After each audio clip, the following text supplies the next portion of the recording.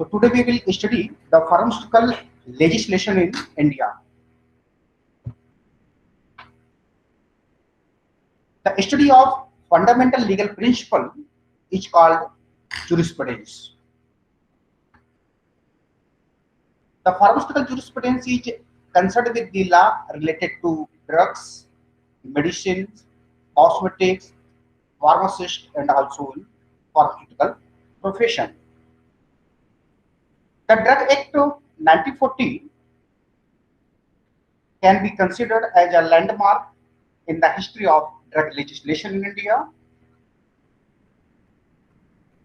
The manufacture of modern drug in India started by the end of the 19th century, and the establishment of the Bengali Chemicals and Pharmaceutical work at Calcutta in 1901 by Achar Pishile, and then a small factory at Oral, Mumbai by Professor T.K. Gachar in 1903, and Olympic Chemicals work at Baroda in 1907 by the pioneer effort of Professor T.K. Gachar and Rajmitra Bedi. Generally, the drugs were mostly exported in crude form and the imported in the finished form, and there was no control on the drug, and anything under the name of drug could be sold, imported, and might be completely devoid of any therapeutic agents. Before 1940 कोई भी act नहीं होने की वजह से बहुत सारी ऐसी ड्रग्स अदर कंट्री से इंडिया में इंपोर्टेड होती थी जो कि एडल्ट्रेटेड फॉर्म में होती थी, उनका कोई भी थेरेपेटिक प्रॉपर्टी नहीं होती थी उनमें। ठीक है, तो ड्रग के नाम पे कुछ भी इंपोर्टेड किया जाता था और उसको इंडिया के अंदर सेल किया जाता था। And the pharmaceutical industry in India received a flip during the First World War as the imports were completely cut off, and then the spirit of Swadesh gained ground. In absence of any restriction on the quality of the drug imported, various inferior quality of the drug, adulterated spurious type of the drug are come in the market, and then after Sir Haru Jafar moved a resolution on March 9, 1927.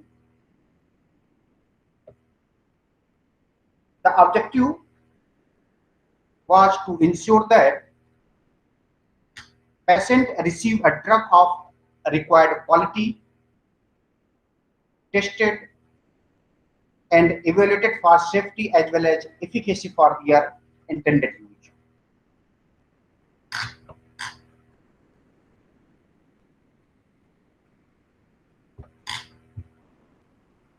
Then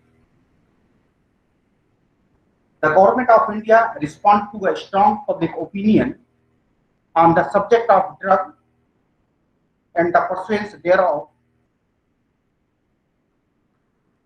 The resolution of 1927 appointed a drug inquiry committee, also known as the Chopra Committee, under the chairmanship of Colonel R.N. Chopra and Dr. B. Mukherjee. The reasons for formation of drug inquiry committee: before independence, there was practically no legislative control on drug and profession of pharmacy. Units were not sufficient to fulfill the requirement of Indian public. Drugs were imported from other countries like UK, Germany, and France.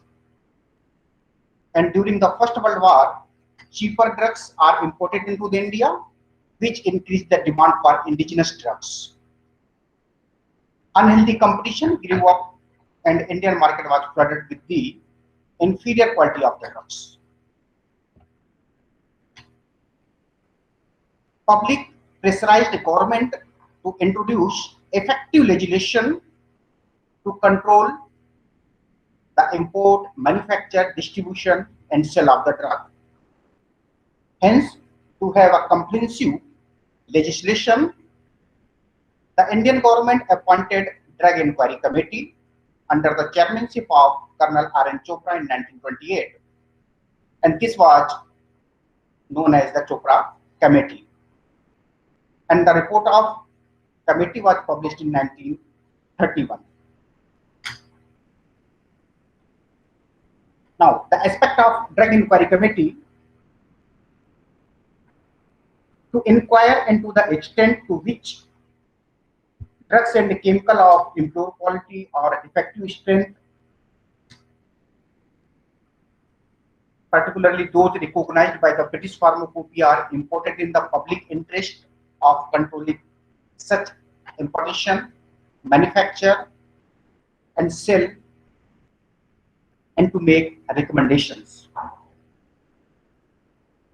The inquiry into the necessity of the legislation to restrict the profession of pharmacy to duly qualified person and to make recommendations.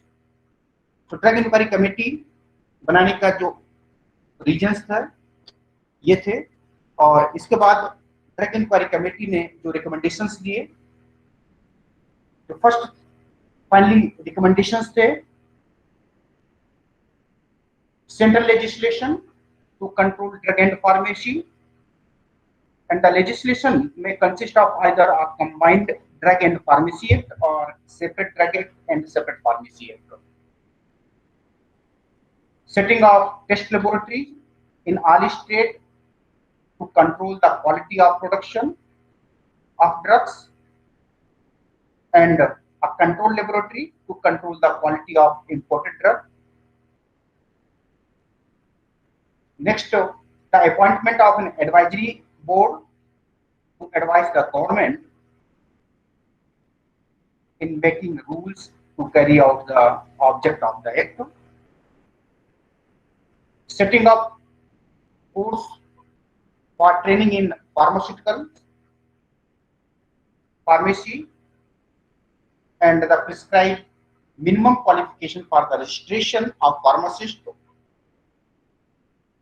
the registration of every patent and proprietary medicine of undisclosed formula manufactured in India or imported from outside country.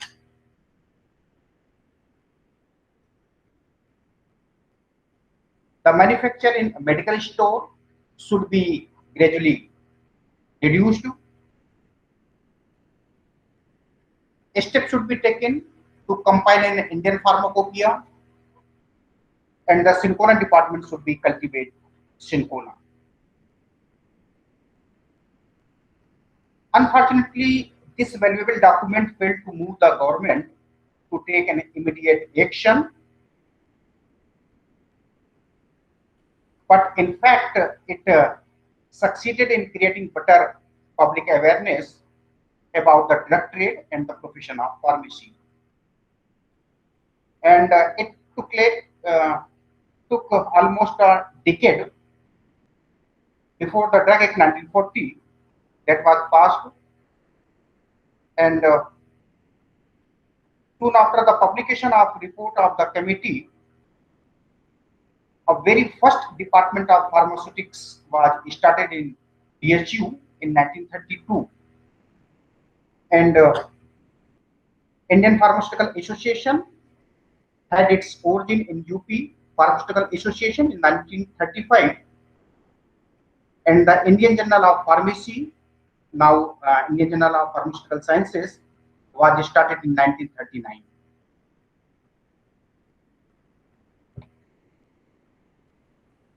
Next, Health Survey and Development Committee. This committee was appointed by the Government of India in October 1943 under the chairmanship of Sir Joseph Ford to make a survey of the existing position in respect of health organization in the then British India and to make a recommendation for future developments. Some of the recommendation of the committee was: first, the establishment of an All India Pharmaceutical Council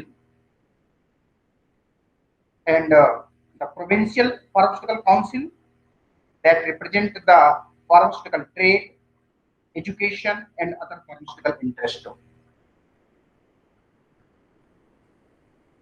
Enactment of legislation designed to protect the public from incompetence, to safeguard the interest of qualified pharmacists. Measures for the registration of pharmacists. The measures for maintaining discipline control over the practice and profession of pharmacy. Setting of central drug laboratory. The Drug Act should be brought into operation throughout the country and rigidity force enforced.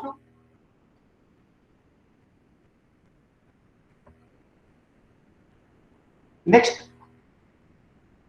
committee, Pharmaceutical Committee, also known as the Bhatia Committee, that was appointed in 1953 under the chairmanship of Major S.L. Bhatia to make a comprehensive quality inquiry into the working of pharmaceutical industry.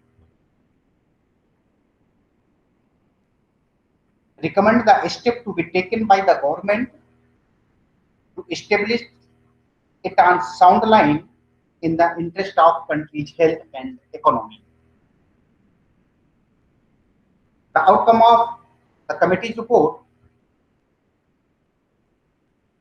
enactment of Import of Drug Bill 1937, Drug and Cosmetic Act 1940 and Rules 1945, Pharmacy Act, Drug and Magic Remedies Act, Medicinal and Soil Preparation Act and Rules.